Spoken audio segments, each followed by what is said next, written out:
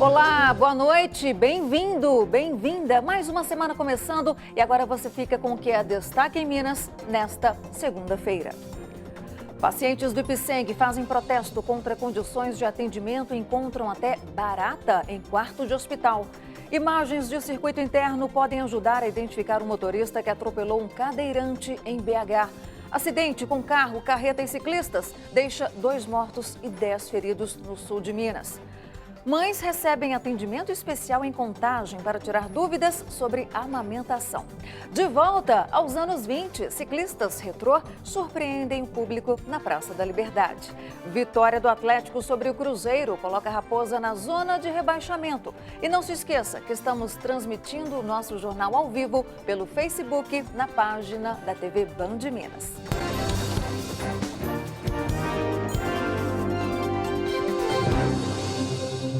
O medo de atropelamentos é um sentimento constante para 2.000 famílias que vivem em condições precárias às margens de rodovias em Belo Horizonte. O problema se arrasta por décadas. O perigo está na porta de casa. Rodovia movimentada com veículos passando em alta velocidade. São pelo menos 1.000 imóveis irregulares apenas no trecho de 30 quilômetros da BR-381 entre Belo Horizonte e Caeté. Aqui dentro chega a tremer quando os carros passam lá fora.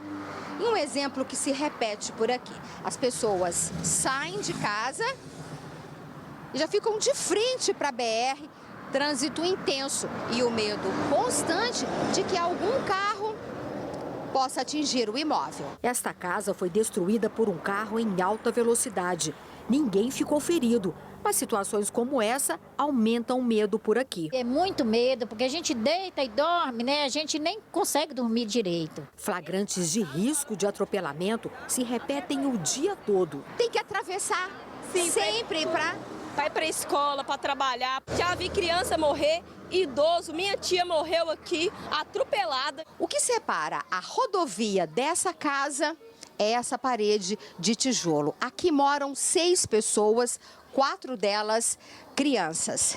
A condição aqui é muito precária e este aqui é um dos quartos da casa. Quando os carros passam aqui, fica fazendo mau barulho, eu não consigo dormir. Eu tenho medo de carro bater na minha casa e desmoronar tudo. Para a duplicação de quase 680 quilômetros das rodovias federais BR-381 e 262 entre Belo Horizonte e o Espírito Santo, será preciso a retirada de 2.000 famílias que moram irregularmente às margens das vias. A concessionária que vencer a licitação para administrar a obra e duplicar as rodovias terá que investir 600 milhões de reais em indenização e reassentamento das pessoas. Com a duplicação, evidentemente, a questão de segurança melhora, porque você melhora o padrão da rodovia, né, de redução, ampliação dos raios de curvatura, alguma redução de rampas fortes e, evidentemente, da maior segurança. E a retirada das famílias do caminho da duplicação das rodovias é um desejo antigo de quem vive em áreas invadidas. Há 20 anos, Dona Maria vive às margens da BR-381. Já acabei de criar meus netos aqui, meus filhos aqui. Quem não gostara de ir para um lugar que tinha mais segurança? A insegurança dessas famílias ainda deve demorar para chegar ao fim. A previsão é de que a licitação saia até 2020 e o poder público e a empresa vencedora ainda terão que chegar a um acordo sobre a remoção dos moradores. 2 pessoas morreram e 10 ficaram feridas num acidente envolvendo um carro, uma carreta e um grupo de ciclistas, numa área que é muito frequentada por romeiros, na BR-365, perto de Patrocínio, no Triângulo Mineiro. O acidente aconteceu no quilômetro 493 da BR-365, entre as cidades de Patrocínio e Uberlândia. Segundo a polícia, este carro tentou uma ultrapassagem e bateu de frente com a carreta. Com o impacto, o veículo atingiu um grupo de ciclistas que estava no acostamento da rodovia. Desses 12 ciclistas, 6 foram atingidos e um dos ciclistas, infelizmente, veio a óbito, né? Os outros 5 foram atendidos, lesões leves, mas foram encaminhados para o pronto-socorro de Patrocínio. Dentro do veículo, o motorista e outros ocupantes também tiveram lesões graves. Um ocupante teve lesão grave, os outros ocupantes teve lesão leve e um dos ocupantes veio a óbito também, o que estava estava no banco do passageiro ao lado do motorista. Fabrício Geraldo Gonçalves Alves, de 28 anos, e que estava no banco do passageiro do carro, e o ciclista Rubens Eustáquio Lucas, de 44 anos, morreram no local. 5 ciclistas e 4 ocupantes do carro ficaram feridos. O motorista da carreta nada sofreu. Aqui na região, no início do mês de agosto, e em nome da fé, milhares de pessoas vão até Romaria, a pé, de bicicleta ou a cavalo. Boa parte do trajeto é feito aqui pelo acostamento da BR-365, uma rodovia de tráfego intenso, o que deixa o percurso ainda mais perigoso. Motorista que for pegar a estrada, fique atento aos romeiros, fique atento aí às condições de via, né? Um domingo de manhã também, não havia necessidade de pressa nem nada, então domingo de manhã, além dos romeiros, nós temos aqueles grupos de pessoas que praticam esportes às margens da rodovia. Pacientes conveniados ao IPSENG e o Instituto de Previdência dos Servidores do Estado de Minas Gerais fizeram uma manifestação hoje na porta do Hospital Governador Israel Pinheiro, região centro-sul da capital. Eles reclamam das condições de atendimento oferecidas pelo Instituto e registram até uma barata dando uma voltinha num dos quartos do hospital. O equipamento usado no tratamento contra o câncer também está quebrado. Os manifestantes se concentraram na porta do hospital do IPSENG, no centro da capital mineira. Maria Thelma fez questão de vir para demonstrar a insatisfação com a atual situação do Instituto. Em tratamento contra um câncer, ela viu a saúde piorar depois de ficar por mais de 2 meses e meio sem remédios. A gente não consegue consulta, a gente não consegue exame. Você marcar um exame de urgência, por exemplo, nódulo na cabeça, é coisa urgente. Eu não consigo a ressonância. Fica às vezes 2, 3 meses esperando para fazer um exame e consegue na base da sorte, porque você tem que ligar o tempo todo e as clínicas que fazem esses exames têm cota. E aí termina a cota e aí? Com faixas, cartazes e pedidos de ajuda, funcionários do Estado e aposentados pediram melhorias no sistema de saúde do IPSENG e que o Instituto passe a ser administrado pelos próprios servidores. Dos vários problemas que o IPSENG vem enfrentando, além da falta de profissionais, da enfermagem, médicos, tem o problema do fechamento de leito, porque não tem funcionários para atender toda a demanda, a questão também da autonomia administrativa e financeira do IPSENG, que o IPSENG está neste sucateamento há mais de 16 anos, por causa de governos anteriores, e o governo ainda não cumpriu a autonomia administrativa que foi aprovada em lei na Assembleia Legislativa. Ele precisa decretar essa autonomia administrativa para que o IPSENG volte a ter a sua administração própria. Enquanto seguíamos a manifestação, a acompanhante de um paciente nos mostrou fotos tiradas dentro do hospital. Em uma das imagens, é possível ver uma barata morta próxima ao leito. Os manifestantes saíram da porta do hospital e vieram aqui para as ruas de Belo Horizonte para tentar ganhar o apoio da população. O que eles mais pedem é o conserto da máquina conhecida como capela, que é responsável por manipular os medicamentos utilizados por pacientes com câncer. O equipamento está quebrado há quase 4 meses. A licitação até está em andamento, mas a previsão é de que a situação se normalize só daqui a 90 ou 120 dias. O número de atendimentos oncológicos também diminuiu. Segundo os próprios pacientes, eram cerca de 600 por mês, mas por falta de condições e estrutura, a quantidade teria caído pela metade. O problema não é só o pessoal, os pacientes da oncologia. O problema são os mais de 940 mil beneficiários, incluindo os servidores, do Estado, que estão sofrendo com o sucateamento do IPSENG, que vem ocorrendo há anos pelos governos. Entra governo, sai governo, entra governo, sai governo, o IPSENG vai só se definhando. O IPSENG informou que o limite de atendimento mensal é necessário para garantir a assistência para todos. O Instituto informou ainda que não houve redução no número de leitos e que reforçou a equipe médica nos últimos meses com a contratação de profissionais em várias modalidades. Sobre a barata encontrada no quarto do hospital, governador Israel Pinheiro, a informação é de que a limpeza do hospital acontece diariamente e as dedetizações são mensais. Enquanto o Congresso analisa a medida provisória que criou o programa Médicos pelo Brasil, que é substituto do Mais Médicos, a população espera ansiosa a chegada de profissionais aos postos de saúde. A expectativa é de que até outubro, 18 mil vagas comecem a ser preenchidas. Este posto de saúde tem boa infraestrutura com consultórios equipados, mas passa o dia quase todo vazio. Já sabe que não tem médico, então não vem. Está prejudicando todo mundo. Em Contagem, na região metropolitana de Belo Horizonte, faltam 17 médicos da família. Um problema que se repete em muitas regiões do país e que prejudica a população.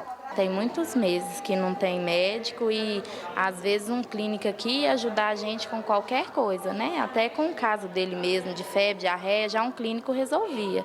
Chega aqui e não tem, aí é muito difícil. Ter que ir para um hospital, para alguma coisa simples que o posto mesmo resolveria. É como se estivesse com a porta fechada, porque não tem médico. Para ampliar o atendimento nos postos e hospitais, o governo federal lançou o programa Médicos pelo Brasil, que vai substituir o Mais Médicos. O programa vai oferecer 18 mil vagas, sendo 13 mil delas em cidades de difícil acesso. A prioridade será atender áreas rurais, ribeirinhas, fluviais e indígenas. O salário desses médicos vai variar de 21 a 31 mil reais. O novo programa terá 7 mil vagas a mais do que o Mais Médicos. Para participar, os profissionais precisarão fazer uma prova escrita eliminatória e realizar um curso de especialização em medicina de família e comunidade por 2 anos. Médicos formados no exterior, com exceção de cubanos, poderão participar da seleção desde que tenham sido aprovados no Revalida. O contrato será pelo regime CLT, com jornada de 60 horas semanais, sendo 20 de atividades teóricas. Nós não iremos ter vínculo precário. Não dá para você fixar uma pessoa dando uma bolsa e dizendo para ela, fique 2 anos, depois eu vou ver o que eu vou fazer. Não dá. O vínculo será o vínculo CLT. Terá carteira de trabalho com 13º, com férias e com todas as garantias trabalhistas. A expectativa do Ministério da Saúde é que os médicos comecem a trabalhar em outubro deste ano. A atuação será voltada especialmente para a atenção primária à saúde, com foco em doenças como diabetes, hipertensão e tuberculose. A questão do salário mais atrativo ele é muito bom, porque acaba criando uma maior concorrência entre os profissionais e a gente acaba selecionando profissionais mais qualificados para atender no programa. O vereador Ronaldo Batista, do PMN, suplente de Cláudio Duarte, do PSL, tomou posse hoje em Belo Horizonte. Ele assume o mandato depois da cassação de Cláudio na semana passada, suspeito de praticar o crime de rachadinha, ou seja, de exigir funcionários do seu gabinete para que eles devolvessem a parte do salário recebido no mês. E daqui a pouco tem os destaques do futebol. O Atlético venceu o Cruzeiro no Clássico e está no G4. Já a Raposa foi parar na zona de rebaixamento.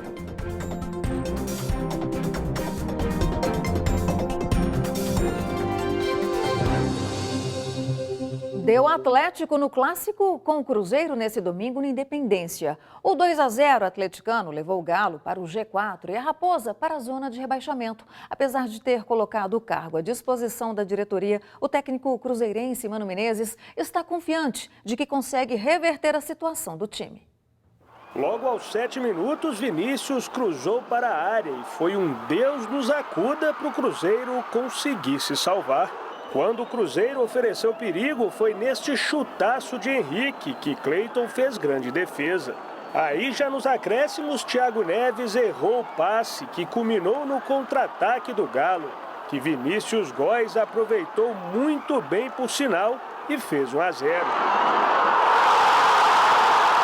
O segundo tempo já começou com esta tentativa de Casares.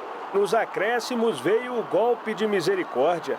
Arrancada de Patrick, cruzamento que desviou e caiu na cabeça de Natan. 2-0 Galo, com grandes pretensões no Brasileirão. A gente não pode estar tropeçando e perdendo ponto, está sempre próximo dos líderes. No grupo do G4, a gente tem que estar lutando ali, comendo pelas beiradas. Eu acredito que no momento certo a gente vai dar no momento que afunilar a competição, acredito que o Atlético vai estar melhor ainda. No clássico dos opostos na tabela, pode-se dizer que deu a lógica. O Atlético continua no G4 e já admite, inclusive, pensar em título. Enquanto o Cruzeiro só pensa mesmo no Internacional, semifinal da Copa do Brasil nesta quarta-feira. Mas no Campeonato Brasileiro, o time já não vence há 10 partidas. Eu sempre trabalho com transparência. Antes de vir aqui, Fiz uma reunião lá dentro do vestiário e deixei as pessoas da direção muito à vontade se elas quisessem tomar uma atitude que não fosse pela continuidade do trabalho. A direção colocou a confiança no trabalho do treinador. Eu tenho confiança que posso fazer, juntamente com os jogadores, essa recuperação. É a hora da experiência, é a hora da calma. Vamos ter que vencer o Internacional. Estamos jogando uma primeira partida de mata-mata na nossa casa e diz a experiência que você tem que tentar levar uma vantagem para a segunda partida. Será que Mano fica mesmo no time? Vamos saber do nosso comentarista esportivo, André Salles. Boa noite, André. Boa noite, Luciana. Boa noite para todo mundo. Pois é, uma pergunta até difícil de responder, viu? Se a gente for olhar para a campanha do Cruzeiro, por esse momento do Cruzeiro, eu acho que qualquer treinador teria caído, viu, Luciana? Mas a grande verdade é que o Mano Menezes ele tem uma história no Cruzeiro já de 3 anos nesse último trabalho, tirou o Cruzeiro da zona de rebaixamento 2 vezes, né? Uma vez no primeiro trabalho dele, depois no começo desse trabalho atual, que tem 3 anos, é o maior trabalho dentro do futebol brasileiro, né? Então, é um técnico que é até difícil de sair mesmo, né? O Cruzeiro teria que recorrer ao mercado e realmente tem poucos técnicos à disposição, então é bem complicado. Agora, nós estamos falando da pior campanha do Cruzeiro na história da era dos pontos corridos, é uma campanha muito ruim, não é à toa que está na zona de rebaixamento, o momento é delicado, o Cruzeiro não marca muitos jogos, o Cruzeiro dos últimos 17 jogos venceu apenas 1, então é uma situação realmente muito complicada e o Mano está falando aí, se pegando na experiência para tentar fazer uma boa partida na quarta-feira contra o Internacional, mas é uma situação complicada e o Cruzeiro então está tentando sair com o próprio Mano Menezes, que é um técnico capacitado.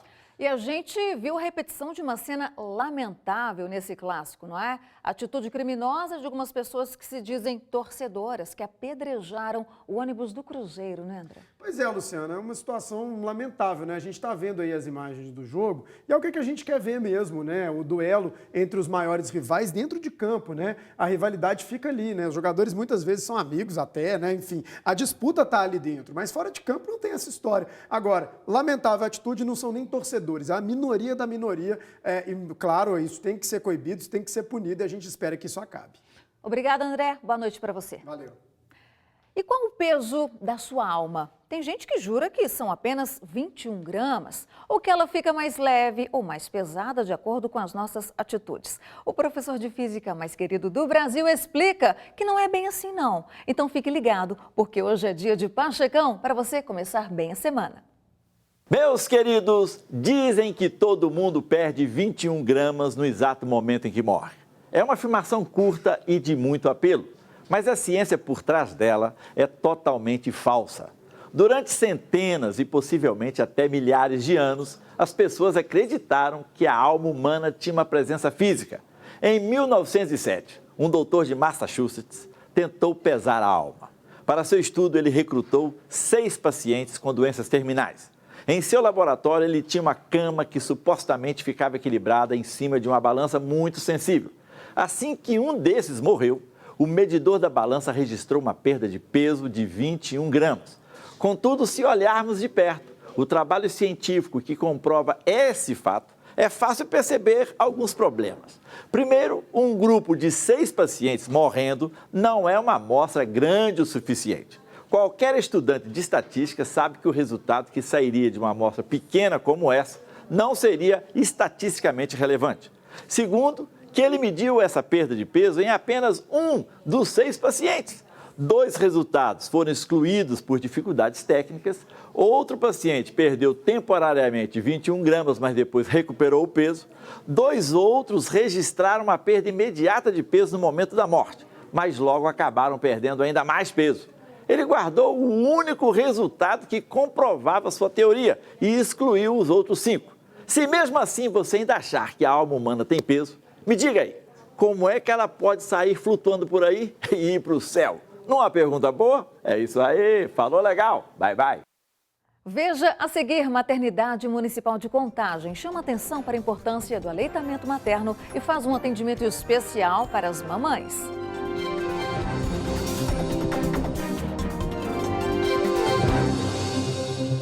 Imagens de circuito interno podem ajudar a identificar o motorista que fugiu depois de atropelar um cadeirante aqui em Belo Horizonte. A vítima quebrou a bacia, teve várias escoriações e ainda perdeu uma cadeira elétrica de R$20 mil que recebeu de doação. Gladyston Ferreira Santana, de 53 anos, é tetraplégico e deverá passar por cirurgia porque foi atropelado. De acordo com esta testemunha, que não quer ser identificada, o acidente aconteceu aqui, na esquina entre as ruas Nassip Raidan e Dante Grace, no bairro Rio Branco, em Venda Nova. Gladyston Ferreira Santana ia em sua cadeira de rodas para a missa, como faz todos os domingos, quando já nesta parte aqui, próximo ao meio-fio, um veículo subia a rua e o atingiu em cheio. Ele caiu inconsciente a alguns metros de distância. O condutor do veículo fugiu sem prestar socorro. A cadeira de rodas motorizada havia sido doada a Gladyston e custa entre 15 e 20 mil reais. Ela ficou completamente destruída com o impacto. O irmão da vítima culpa a falta de acessibilidade aos cadeirantes no local onde aconteceu o acidente. Ele estava na rua, no cantinho próximo ao meio-fio. Não tem passeio. É completamente inacessível a um cadeirante. A Polícia Civil está investigando o caso na tentativa de identificar o suspeito por meio de imagens de câmeras de segurança próximas ao local onde tudo aconteceu. O fato do motorista ter fugido sem prestar socorro para este delegado levanta algumas suspeitas. Levanta suspeita de embriaguez, inabilitação, furto ou roubo desse veículo. Então, algumas que serão investigadas em paralelo à investigação do atropelamento em si. A família pede para que o condutor do veículo se apresente à polícia. A gente não tem rancor, não tem raiva. Mas você fez uma coisa errada de ter evadido do local. Você deixou um tetraplégico no chão praticamente para morrer. E isso não foi legal. É só o que a gente quer dizer que você possa se apresentar, se você estiver nos vendo, você possa se apresentar, fazer o seu papel perante a sociedade. Errar, todos nós erramos, estamos sujeitos a erros, mas todo erro tem um jeito de consertar. Quem tiver qualquer informação, para ligar para um 181 e nos passar, porque essas informações podem ser vitais para a solução do caso. Mães que frequentam um centro materno-infantil de Contagem, na região metropolitana aqui da capital, receberam um atendimento especial hoje para chamar a atenção sobre a importância do aleitamento materno para recém-nascidos e crianças de até 2 anos de idade. Mães atentas às orientações na Semana Mundial de Aleitamento Materno. O evento faz parte do Agosto Dourado. O objetivo é chamar a atenção para a importância do ato de amor. Carmélia é mamãe de primeira viagem e nos revelou um certo medo na hora de amamentar. Esse negócio de entalar essas coisas, eu tenho medo, tenho bastante. Essas orientações aqui para você foram importantes? Foram importantes para mim, até porque eu sou mãe de primeira viagem, né?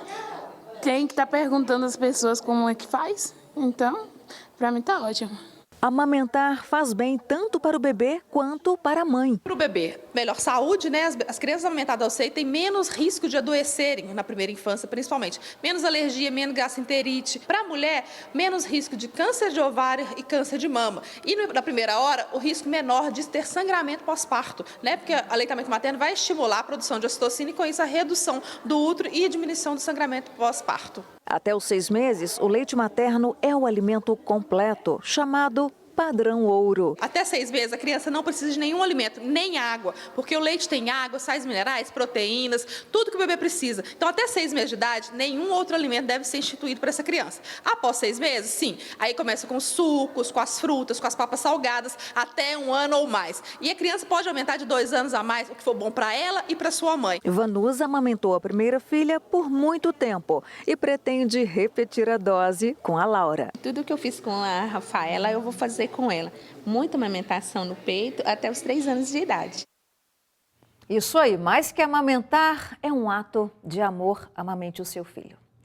Um passeio para voltar no tempo. Quem esteve na Praça da Liberdade nesse domingo foi surpreendido por um grupo de ciclistas com estilo retrô. Eles se encontram uma vez a cada estação, né? E no passeio deste inverno, gente, encantaram, tá? Quem passava por ali com bicicletas e roupas que lembravam as décadas de 20 e 30. Já pensou em curtir a manhã de domingo assim, de bike no estilo vintage? Essa é a proposta do Tweed Ride BH, que proporciona uma volta no tempo. preservação da memória das bicicletas, na memória dos nossos antepassados, né, que nossos avós, nossos bisavós, eles pedalavam exatamente como a gente está hoje. Divulgar a cultura da bicicleta, que é uma cultura que não surgiu agora, que já está aí há muito tempo e que, embora esteja no passado, né, da cidade, de várias cidades brasileiras, é também o futuro. O ponto de encontro foi na Praça da Liberdade e começou com um café da manhã. A programação se repete todo o inverno. O passeio para toda a família acontece desde 2013. Foi inspirado no movimento que surgiu em Londres. Daqui, os ciclistas pedalam pelas ruas da região centro-sul da capital mineira. São 5 quilômetros dessa experiência retrô. O Márcio coleciona bicicletas e foi com a esposa. É o meu hobby, então eu gosto mesmo de bicicleta. Aonde tem o passeio, eu vou. Além do lazer, o Tweed Ride também é um movimento para melhorar a vida de quem precisa da bicicleta como meio de transporte. A principal reivindicação é a execução de mais ciclovias em Belo Horizonte. Uma capital moderna, mas extremamente atrasada com relação à ciclomobilidade. Se você quiser fazer alguma denúncia, nos enviar vídeos ou fotos, use o Bandzap. O código de área é o 31 99772 7663. O Jornal Band Minas fica por aqui. Para você, uma ótima noite, excelente semana. Até amanhã.